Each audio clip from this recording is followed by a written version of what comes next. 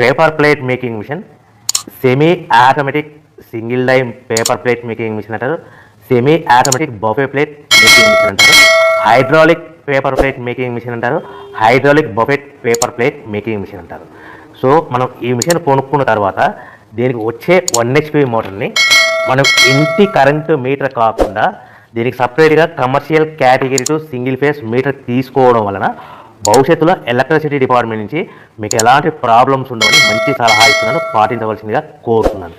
So ఈ semi automatic hydraulic single die buffet plate making మిషన్లో కేవలము బఫే ప్లేట్లు మాత్రమే తయారు చేసుకోగలుగుతాము.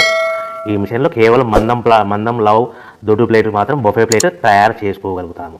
సో ఈ మిషన్లో ఎలాంటి టిఫిన్ ప్లేట్లని, డోనా కప్పులని, ప్రసాదం కప్పులని, స్నాక్స్ ప్లేట్స్ అని, టీ కప్పులని తయారు చేసుకోలేమని మీకు అందరికీ సలహా ఇస్తున్నాను.